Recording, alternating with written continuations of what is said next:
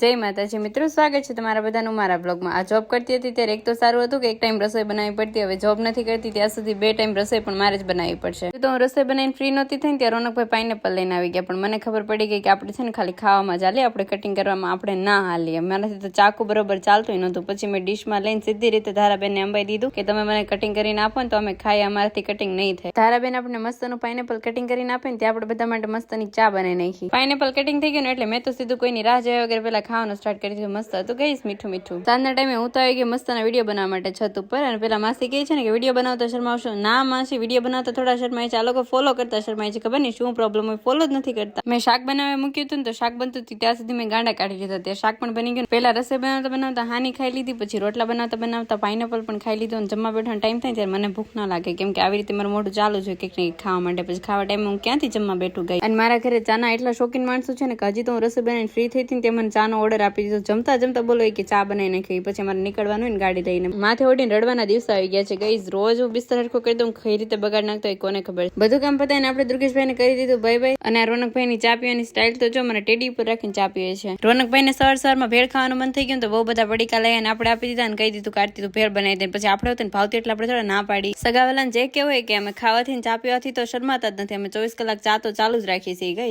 Guys. મેં ચા પીવાનું તો બંધ કરી દીધું છે પણ બનાવવાનું બંધ નહીં થાય, બનાવી તો દેવો જ પડશે મારે ચા। આજે આ ગાડી અમે દઈ દીધી હતી તો આ ગાડીને આજે બાય બાય કહેવાનો ટાઈમ હતો, પણ ત્યારે છે ને થોડાક ઇમોશનલ થઈ જાય, પણ કેટલી બધી ઇમોશન જોડાયેલા હોય આપણી ગાડી સાથે આપણા। કઈ વાંધો નહીં ગાઈઝ, જૂની ચાશે ત્યારે તો નવી આવશે। ડુંગળી કટિંગ કરી અને ડુંગળી આપણને ના રડાવે થોડું બને ગાઈઝ, પણ હું એના જેવી છું, રડીને પણ હું ભજીયા તો બનાવીને જ રહીશ આજે। ભજીયા ખાસ મને તો ભાવતા નથી એટલા બધા, પણ આજે બધા ઘરે હતા ને તો બધાની ફરમાઈશ હતી કે આજે અમારા લોકોને ભજીયા ખાવા છે, બહુ બધા દિવસ પછી અમે છુટ્ટી રાખી છે તો ગરમ ગરમ ભજીયા તો બની જાય ને ગાઈઝ। ગરમ ગરમ ભજીયા સાથે મસ્તની ગરમ ગરમ ચા બનાવી દીધી ને તો અમારા ઘરે એક નમૂનો આવ્યો છે ને જેને રોટલો ખાવો જ પડશે, તેના માટે મેં પછી રોટલો પણ બનાવી આપ્યો। આજે ગાડી ડ્રાઈવર ને બધા ઘરે હતા તો મસ્તની એક ફેમિલી મીટિંગ ગોઠવી નાખી। તો મળીએ નવા વ્લોગમાં નવી મોજ મસ્તી સાથે। લાઈક શેર સબસ્ક્રાઇબ કરવાનું ના ભૂલતા, બાય બાય।